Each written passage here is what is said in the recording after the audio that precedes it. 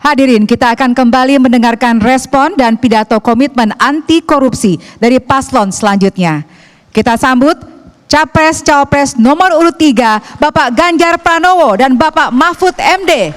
Kami undang ke atas panggung pasangan calon nomor urut 3.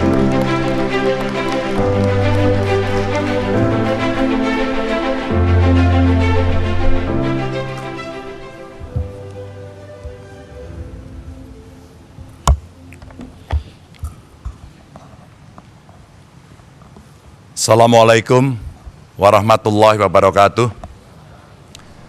Selamat malam, salam sejahtera untuk kita semuanya. Om Swastiastu, Namo Buddhaya, Rahayu. Yang sangat saya hormati Ketua KPK, Pak Nawawi beserta seluruh jajaran, Dewan Pengawas, para Capres, Cawapres, Pak Anies, Pak Muhaimin, Pak Prabowo, Pak Gibran. Tentu hadir di sini yang mewakili Pak Kapolri, Pak Jaksa Agung dari Bawaslu. Seluruh hadirin yang sangat saya hormati, sangat saya muliakan, partai-partai pengusung yang hari ini juga ikut hadir. Suatu ketika saya bertemu dengan anak buah, pangkatnya rendah. Saya bertanya sangat simpel sekali. Kenapa Anda korupsi? Disuruh, Pak. Kalau kamu disuruh, pimpinanmu minta, katakan 100. Berapa yang kamu cari? 200, Pak. Yang 100 buat siapa? Buat saya. Saya bagi pada teman-teman. Lalu apa yang terjadi? Yang terjadi nanti akan ditiru oleh semuanya. Bapak Ibu, cerita pendek ini kemudian saya balik, saya dalami lagi. Bagaimana menurut Anda kita harus mencegah korupsi? Gampang, Pak. Ada teladan atau contoh dari pimpinan tidak? Pak, kalau tidak ada, jangan mimpi tinggi-tinggi, jangan ngomong muluk-muluk. Karena itulah sebenarnya praktek yang dihadapi dalam birokrasi. Bapak Ibu sekalian, kejadian itu kira-kira di tahun 2014. Dan di tahun 2013 KPK pernah datang dalam sebuah kontestasi pilkada di Jawa Tengah. Sebuah pertanyaan disampaikan pada calon-calon kira-kira seperti ini. Suasana lebih pada dialogis. Dan pada saat itulah semua punya komitmen tinggi. Maka sebenarnya kita tunggu adalah bagaimana praktek itu berjalan. Maka Bapak Ibu yang sangat saya hormati, saya senang hari ini saya bisa bersama Pak Mahfud. Saya punya beberapa slide yang bisa saya ceritakan. Pada saat saya bertemu dengan pengusaha, awalnya terjadi cerita atau rumors bahwa ya kalau Pak Ganjar dengan Pak Mahfud jangan-jangan ini dilibas semuanya ini. Lalu kami mengkonfirmasi kepada para pengusaha, benarkah kejadian itu? Benarkah perasaan itu yang Anda rasakan? Tidak, Pak. Kalau kami berusaha dan ada kepastian hukum, maka pada saat itulah sebenarnya kenyamanan kami akan terjaga.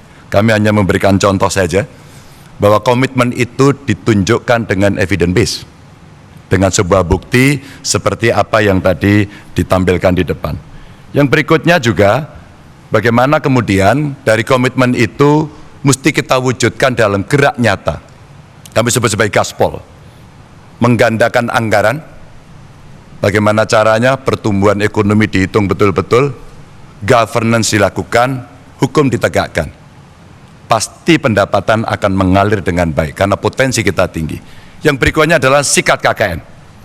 Dan birokrasi dipoles dengan digitalisasi. Karena kalau regulasi sudah baik, sistem kelembagaannya sudah baik, maka aktor yang mesti kita pilih juga harus baik. Maka pada tingkat berikutnya Bapak Ibu, kami punya beberapa catatan yang bisa saya sampaikan kepada Bapak Ibu sekalian.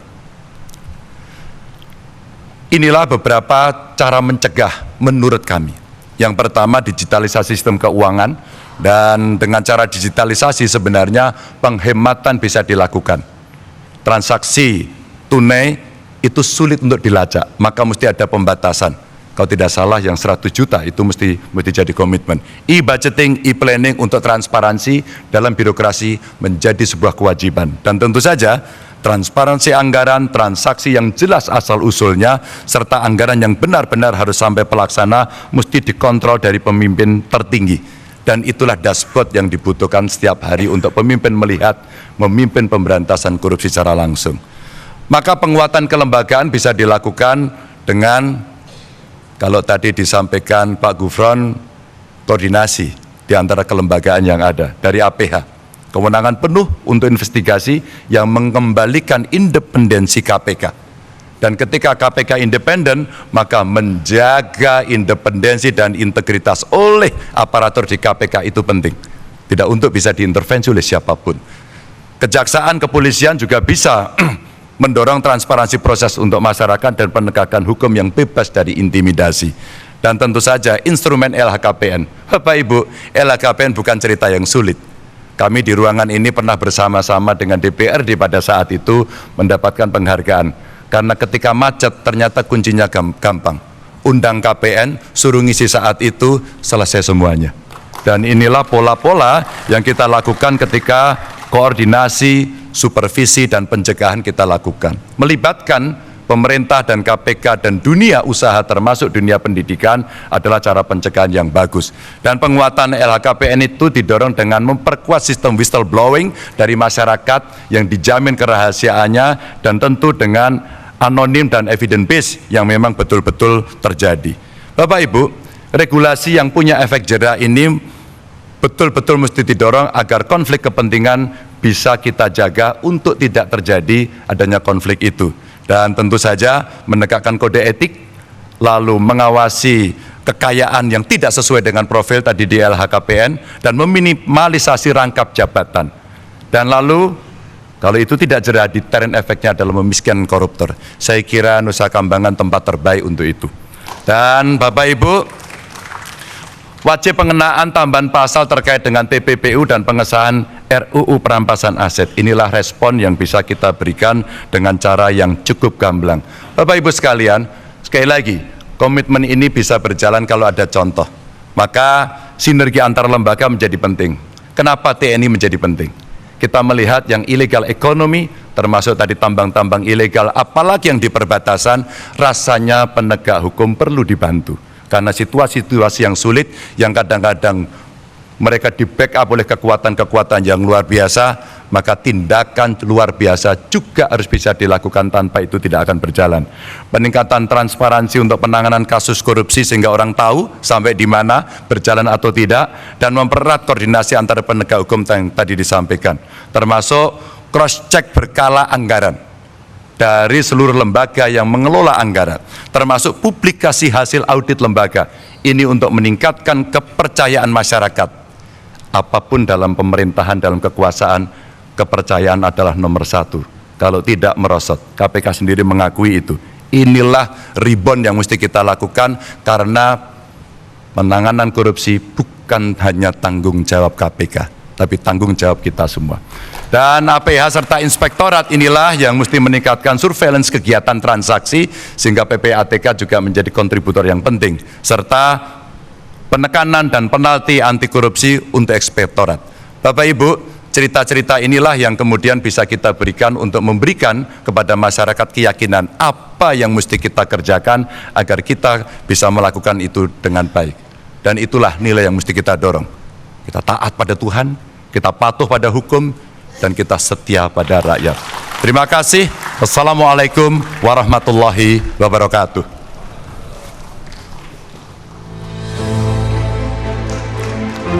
Terima kasih Bapak Ganjar Pranowo dan Bapak Mahfud MD yang telah menyampaikan respon dan komitmen anti korupsinya. Kami silakan untuk kembali ke tempat duduk.